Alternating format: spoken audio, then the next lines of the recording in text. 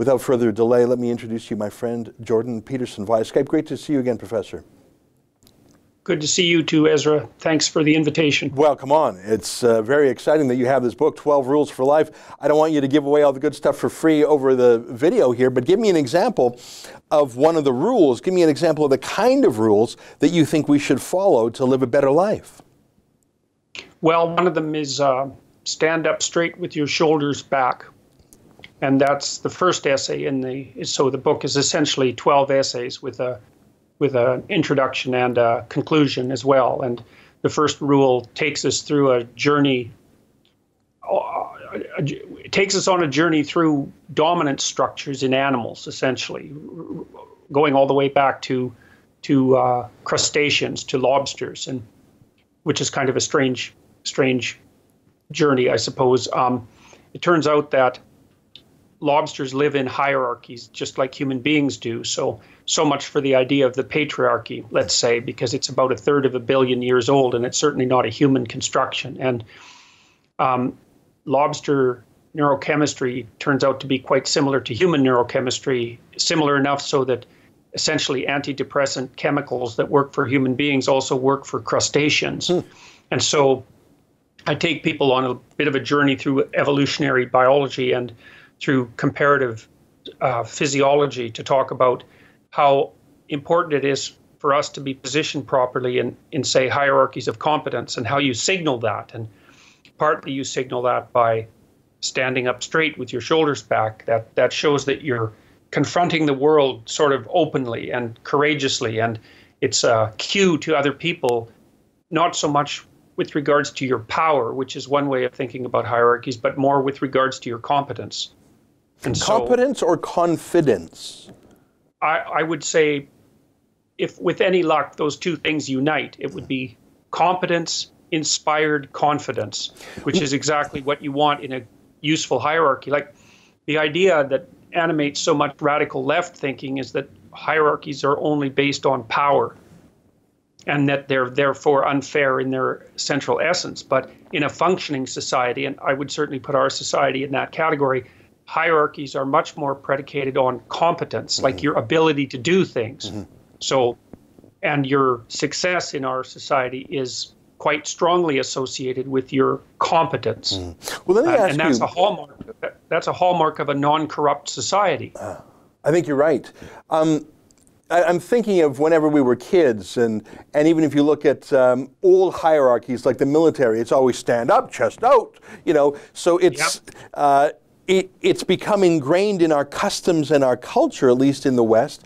And I agree with you that if you observe someone standing with confidence and ready to take on the world, you get an impression of the person. But does it also, if you do that to yourself, if you cause yourself to stand up in a certain way? And this is a funny thing, because I thought you were going to have more philosophical, and I'm sure there are other philosophical rules, but for the first rule being, how do you stand? You're not slouched. Our parents always say, don't slouch. That's another way of saying stand up straight. Does it make us think of ourselves differently? Other people may think of us as being competent and confident. Does it make us think of ourselves differently if we stand up straight? Well, it doesn't just make us think of ourselves differently. It actually makes us feel different, because the fundamental neurochemical system that governs emotional regulation, let's say, so that would be relative freedom from negative emotion like anxiety and emotional pain, is mediated by this neurochemical called serotonin, which is the neurochemical that antidepressants affect. And serotonin is integrally involved in postural adjustment. So if your serotonin levels are high, you tend to stand up straighter and look bigger, right? You occupy more space. And so, but that's actually a looped system. So if you act confidently, and let's say you're doing that at the same time that you're really trying to put your life together, then that's going to have an effect on how people perceive you, but it's also going to have a more direct neurophysiological effect on your serotonergic function. It'll make you feel more, well, it'll make you more confident. It isn't that it makes you feel more confident. It makes you more confident. Well, talk about sorry, go ahead, Professor. Go ahead. Oh, well, the chapter is about not only standing up straight in a physical sense, but standing up straight in an ethical sense, to stand up for what you believe in and to put those two things together and to straighten out your life. as a means of regulating your emotions and functioning more effectively in the world, both at an individual and at a social level. So, and the first chapter is quite amusing because the stories about lobsters are actually, I think, quite funny. So, well, I tell you, I have not read the book yet. It is not actually out for a couple months. We're giving our viewers a sneak preview of this, and thank you for doing that. So, your number one rule has caught me by surprise, but it's great. It's very first principles. And you know what? It's something anyone can do. You don't need a PhD to do it. You don't need any special inheritance or special luck. Stand up straight is something every single one of us can do. It's like make your bed. It's like, okay, if you can do that, then move on to step 2. I'm not looking for you to give away all your book on this video, but tell me the other kind of rules. That first rule is interesting. It does sound funny that you're comparing us to lobsters, but what you say makes a natural sense to me. Give me some of the more complicated or thoughtful rules there, other than that first principle, stand up straight rule. Sure. Well, a lot of them, like what I'm trying to do in the book is to, or what I did do in the book, I believe, is to bridge the gap between deep philosophy and sometimes even theology, deep philosophy, psychology, and everyday practical life. Like I haven't written chapters that I don't think are practical, because I now do the same thing in my lectures. I like to discuss highly abstract concepts, usually grounded in scientific research, or often in mythology and literature. But I like to make them concrete because, as far as I'm concerned, and I suppose it's partly my training as a clinical psychologist, knowledge is something that you want to put to use. So here's another one. I think this is going to be a somewhat controversial chapter. It's called, "Do not let your children do anything that makes you dislike them." And it's, yeah. Go ahead.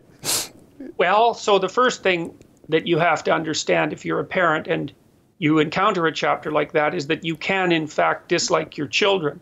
And people really don't like that idea because we tend to think sentimentally, and we forget the fact that so many families are fractured and unhappy.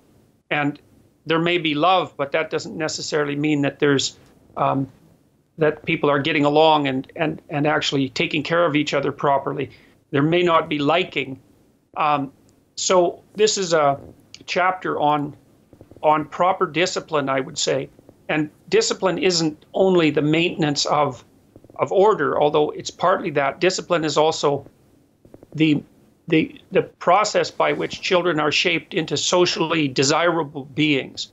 And one of the most important things you can do for your child, especially between the ages of 2 and 4, which is a critical period, is to help them develop into the kind of children that adults are happy to see and to interact with, because then they'll learn from adults, but also that really know how to play well with other children. And one of the principles that you can live by, essentially, if you're a parent, is that if your child is doing something that makes you dislike them, if you're honest with yourself, then the probability that that same behavior will make other people dislike them is extremely high. Mm-hmm. Now, you have to discuss that with your partner, assuming that you have one, with your wife or your husband, to make sure that you're not being overly touchy or harsh or unreasonable. But it's very important to help your children learn to behave in a manner that makes everyone else in the world look kindly on them. It's super important. It's really the most important thing you can do as a parent, as far as I'm concerned. And so that chapter is about the philosophy of discipline and about how it can be applied in day-to-day life. So I talk about rules derived from English common law, which is use of minimum necessary force. So that's a good guideline for discipline, well, for anyone, but certainly when you're dealing with children. Well, let me ask you a question, Professor, because you and I have had some interesting conversations about being agreeable, and being agreeable means you can fit into a culture, but you yourself are perhaps changing. We all like to be agreeable sometimes, but I feel like I'm sometimes a dissident and sometimes disobedient, and sometimes I value being the only person in a room with a certain position. I like being an outlier, and I think there's some value to that. So let me ask you, and I don't know if you covered this in the chapter, because you're talking about discipline of kids, and if they're doing something you don't like, odds are others won't like it.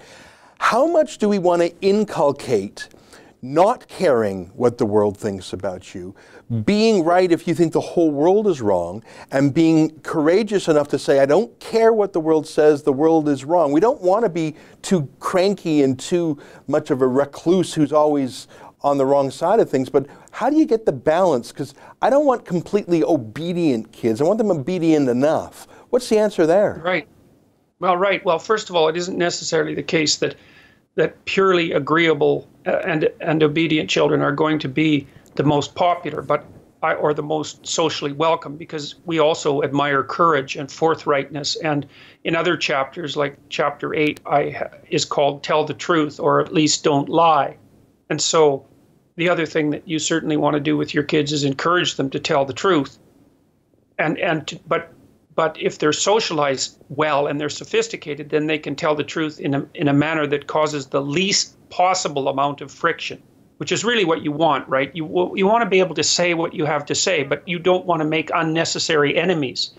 And a kid that's truthful and straightforward and also knows the social rules is a really nice combination of social intelligence, let's say, sophisticated social intelligence and diplomacy, plus the ability to stand up courageously. So I don't think that these things are opposed to each other. I mean, you certainly, for example, don't want your child to be the sort of child who tells on other kids, right? You want them to have enough courage to keep certain things to themselves, and maybe even to be able to maintain their own privacy when that's necessary.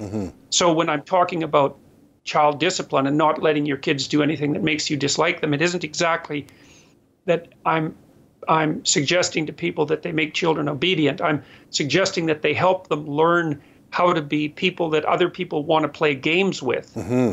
And, if you think about someone who's a good sportsman, who's desirable on sports teams, I mean, those are people who not only can play the game with the amount of skill and rigor that's necessary, but play it in a manner that takes everyone else's interests into account and helps develop the team, So it's a sophisticated look at discipline, and it's certainly not predicated only on the idea that an obedient child is the proper child.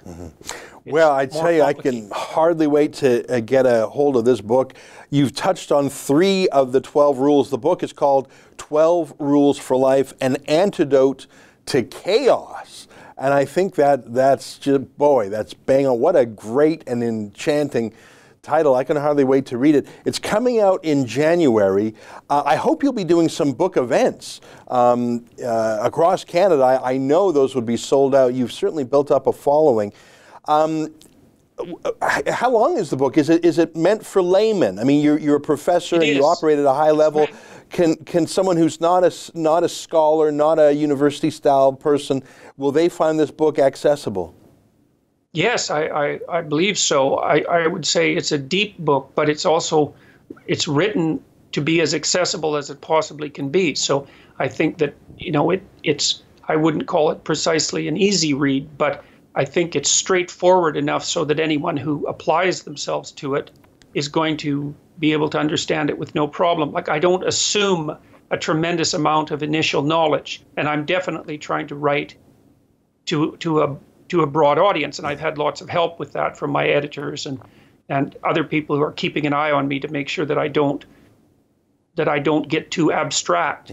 So the whole point is to take high-level knowledge and to make it practically accessible to people. That's exactly why I wrote the book, and I think it succeeds. Yeah. So, well, I think that's your specialty, is you take high-level knowledge and make it accessible, and you found a way to connect with millions of people. I think that you are quite surely the most widely read and listened to professor in Canada today, and I say that based on your YouTube and Twitter and Facebook followings and just watching your lectures. It's great to talk to you. Thank you for spending this time with us. I'm going to order this book immediately. I know it won't be delivered till January, but I want to pre-order it, and I think, in fact, there's a good discount to do that on Amazon. We'll have a link at the bottom of this page. It's great to see you, Professor, and when the book is out, let us know if you're having any book events. We'd love to be a part of that if there's one in the cities we're strong in. We believe in your message and, most importantly, in your courage in saying it. Well, thanks a lot, Ezra. And yeah, I think that if people are enjoying my lectures, then they'll have no trouble with this book, because I think the book is actually more straightforward than many of the lecturers. So I'm hoping that's the case anyways. So, well, thanks very much for the interview and for talking to me about the book. I hope that it has the impact that I want. I'm trying to help people figure out how to straighten out their lives. And the antidote to chaos idea is, you know, a consequence of where I think we are politically and philosophically right now. And I think there's agents of chaos, so to speak, spreading discord everywhere. And this is an attempt to make the center stronger again. Let's put it that way. Outstanding. Well, thank you so much for this, and you certainly whetted my appetite. You didn't give away too much, but you gave away enough of what's in the book that makes me want to learn what all 12 rules are, and I'm sure our viewers too. Great to see you, Professor. Thanks for joining us. Thanks, Ezra. All right. Well, I tell you, I could talk to Professor Peterson all day long, and of course, if you haven't been to his YouTube channel, he has a great many lectures length speeches there that are worth watching. That's an excerpt from my daily TV show, The Ezra Levant Show. Normally it's behind a paywall, but I thought you'd like this video, so we put it on YouTube. If you want to subscribe to watch the daily show every day, including always 2 interviews a day, and I read my hate mail, just click on this screen and become a premium member.